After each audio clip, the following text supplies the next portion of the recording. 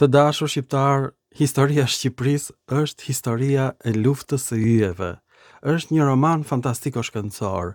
This is the reason I buy these beautiful toys from the Star Wars. Kjo është arsye që unë blej kukulla nga Star Wars. Kur mendon që fisi i lirë Segestani janë fisi i lirë në Panonia, e theksuar nga disa nga autorët të vjetër romak dhe mbi të gjitha Plini i Vjetër, atëherë mendon që Shqipëria ka qenë e shtrirë në Hungarinë e sotme, sepse Segestani quhen fisi i lirë. Mirë po, ne nuk e kemi lexuar Plinin e Vjetër. Plini i Vjetër thotë që Segestani janë fis i lirë nga qyteti Segesta në Sicili.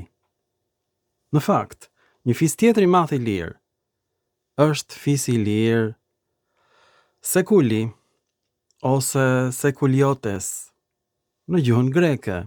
Janë grek nga Sicilia, të ardhur si mercenar në Iliri mbas luftrave iliro-romake.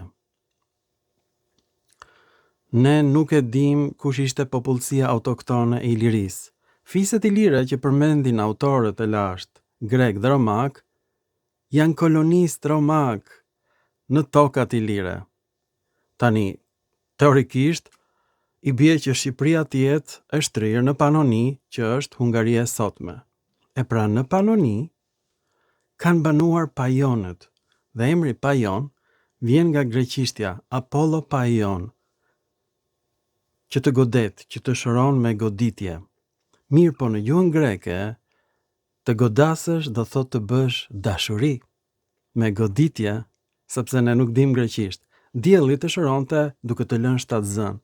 Dhe emri Apollos është Kyrios, që vjen nga fjala iliro-helene me ky, në shqip me qi.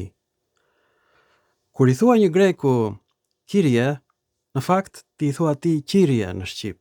Dhe kështu shqiptohet emri i zotërisë. Dhe zonja është Qiria në greqisht. Pse? Sepse Apollo ishte me të vërtet perëndia e Qirijes. E pra ky është emër shqiptar i pastër, emri Apollos.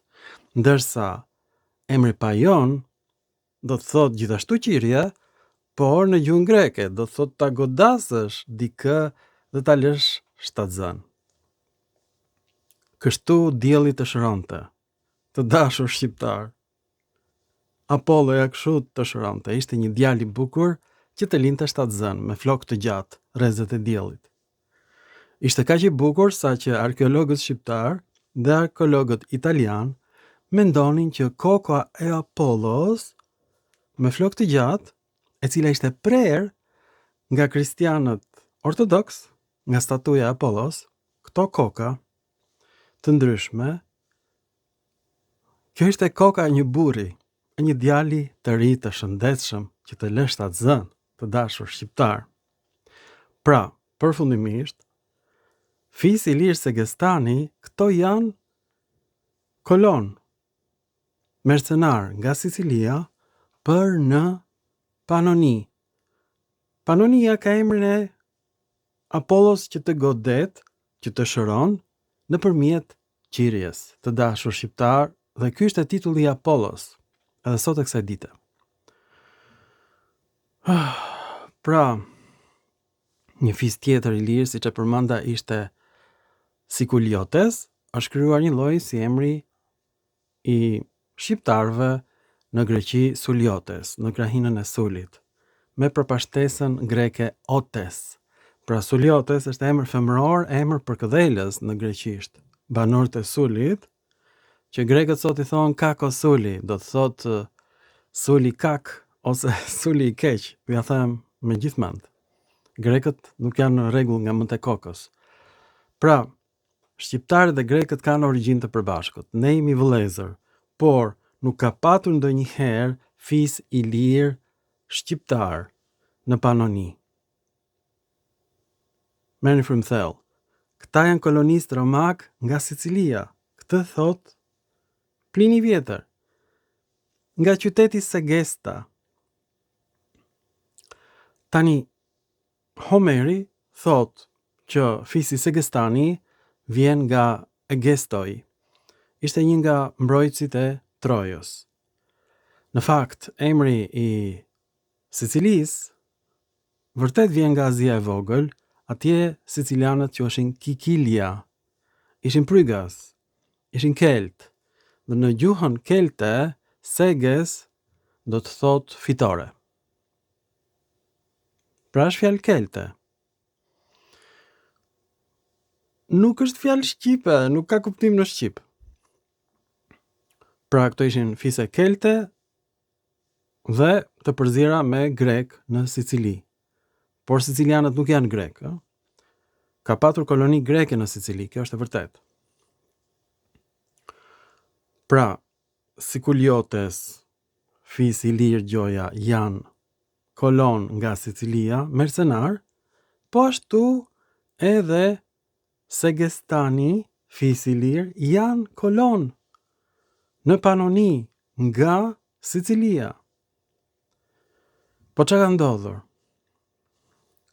Autorët austriak krijuan mitin e Shqipërisë madhe për të ndaluar pikërisht ekspansionin e Greqisë për në Shqipëri. Mirë po atëherë nuk kishte internet, nuk kishte mundësi që ne të bënim ballafaqimin e fiseve ilire me emrat përkatës në gjuhët kelte, në gjuhët gjermanike dhe në gjuhën greke, dhe u mendua që të gjitha këto fise ishin shqiptare. Po nga kush u mendua një gjë e tillë? Se atëherë nuk ka patur Akademi të Shkencave të Shqipërisë. Por ja pra, jemi dhe sot, kemi Akademinë e Shkencave të Shqipërisë, dhe nuk është faji i akademisë son që shqiptarët e rilindjes kombëtare, që ishin të çmendur që të gjithë, krijuan idenë që kudo që përmendet emri Iliri dhe fise ilire, këto ishin fise shqiptare. E para, Iliria ishte një provincë e madhe e perandorisë romake. Në Iliri banonin kelt, ndoshta shqiptar dhe grek. Këtë thot Plini i Vjetër. Nuk përmendet fjala shqiptar sepse një lloj si kombi spanjoll, një lloj si kombi francez, edhe kombi shqiptar, edhe kombi arumun nuk ishin lindur akoma. Gjuha shqipe ka lindur mbas rrëzimit të perandorisë romake në shekullin e 5 të erës sonë. Para kësaj date nuk ka shqiptar, nuk ka gjuhë shqipe, sepse fjalori shqipes është nga gjuha latine, fjalori kryesor. Një lloj si gjuha spanjolle edhe shqipja është krijuar mbas rrëzimit të perandorisë romake. Nga fragmentet e kësaj perandorie, mbas pushtimit të gotëve të Italisë, u shkatrua perandoria romake dhe u krijuan pikërisht njerëz që flisin një gjuhë të ngjashme me latinishten vulgare, dhe kjo është gjuha shqipe. Është shumë e ngjashme me latinishten vulgare. Është shumë e ngjashme me italishten, me frëngjishten, spanjishten, portugalishten, rumanishten. Gjuha shqipe, që ta dini mirë. Pra, nuk ka patur shqiptar, e kuptoni apo jo? Me aq sa mund themi që fiset Segestani dhe Sikuli janë fise spanjolle, me aq mund themi që janë shqiptare, sepse s'ka patur spanjoll para shekullit të 5 të erës sonë dhe nuk ka patur shqiptar para shekullit të 5 të erës sonë. Do ta kuptoni që të gjitha emrat e fiseve ilire nuk janë të shpikura, por janë fise kolonësh romak në Iliri. Ku më parë ka patur fise greke, dhe vërtet, atje ku thejmë ne që kanë qenë qytete ilire, gjenden vetëm shkrime greke, asgjë tjetër. Nuk ka shkrime shqip se s'kishte lindur gjuha shqipe, e kuptoni ju apo jo? Është një lloj, sikur thuash, si ka qenë jeta 5 miliard vjet më përpara në tokë. E pra nuk ka patur tokë 5 miliard vjet më parë, sepse s'ishte krijuar sistemi diellor, nuk kishte diell. Ishte vetëm një re e madhe gazi, mbas një shpërthimi supernova, sepse yjet vdesin, supernova shpërthejnë, krijohet një re gazi dhe pastaj krijohen yje të tjerë më të vegjël. Kjo është e gjithë ideja dhe kështu ka ndodhur dhe me diellin ton. Pra, nuk mund të bëhet fjalë për jetë para 5 miliard vjetëve, s'ka patur tokë. Po ashtu nuk mund të bëhet fjalë për komb shqiptar para shekullit të 5. Aty është horizonti i shqiptarëve. Ndoshta ka patur popullsi autoktone, por nuk kanë folur shqip. Kemi ndoshta fjalë për tyre si substrat, por gjuha shqipe është krijuar mbas rrezimit të perandorisë romake. Prandaj është e kotë që të bësh kërkime arkeologjike, do të thotë që ti nuk e njeh gjuhën shqipe. Asnjë nga arkeologët shqiptar nuk e njeh gjuhën shqipe sepse nuk ka studiuar asnjë libër të gjuhës shqipe. Janë ignorant që të gjithë. Pra si guxon ti dhe gërmon në tokë vare greke, qytete greke dhe thua janë shqiptare, nuk të vjen turp. Është turp. Aq më keq akoma, gërmon vare sikule nga Sicilia dhe vare nga Segestani, fise nga Sicilia dhe thua janë shqiptare. Është turp. Nuk janë shqiptare. Këta janë kolon mercenar të ardhur nga Sicilia për në Panoni në Hungarinë e sotme. Kush Shqipëria, kush Panonia? Pra që kemi bërë ne? Në të gjithë vendet e gadishullit ilirik, ne gjejmë fise të ndryshme dhe themi që janë shqiptare. A ka popull më të çmendur në botë? Më thoni mua. Por kjo çmenduri nuk vjen nga shqiptarët.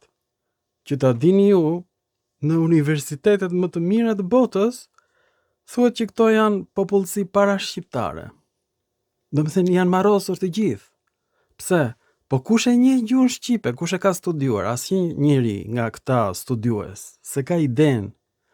Nuk di shqip as mirëmbrëma as natën e mirë. Po ashtu nuk din as greqisht. Nuk din të thuan kalimera në greqisht. Dhe bëjnë historinë e Greqisë dhe Shqipërisë këta historian. Është turpi botës. Dhe i quajnë këtë popullsi para greke, pellazge, kur Plini thotë këta janë kolonë nga Sicilia. Çmenduri.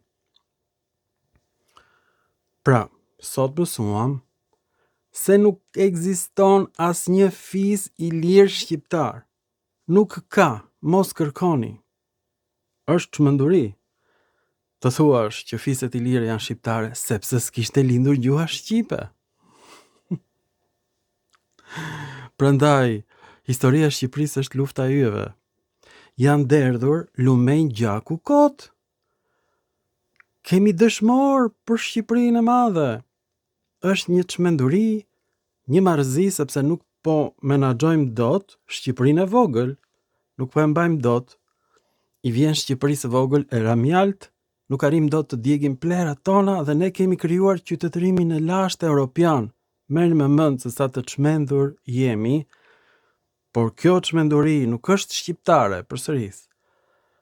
Këto janë leksione në universitetet më të mira të botës, janë marrosur të gjithë, mirë po mbas filmave të mi, situata po ndryshon dhe po ndryshon me një shpejtësi shumë të madhe.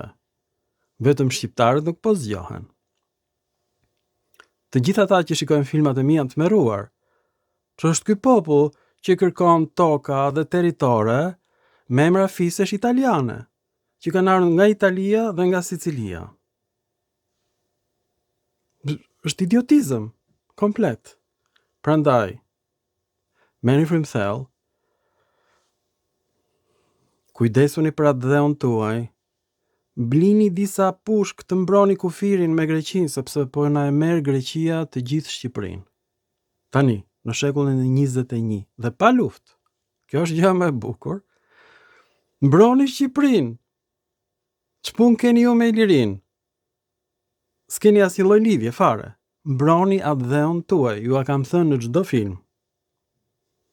Që janë këto ëndrat kota? Lufta e yjeve, historia e Shqipërisë. Është me të vërtetë e turpshme kjo që ka ndodhur, por do ju shëroj unë nga kjo çmenduri. Ju falenderit për vëmendjen. Lufta e yjeve, Drilonis shqiptari. Kush e ka trurin më të madh, ky kompjuteri apo shqiptari? Si mendoni ju? Mirupafshim në filma të tjerë shkencor.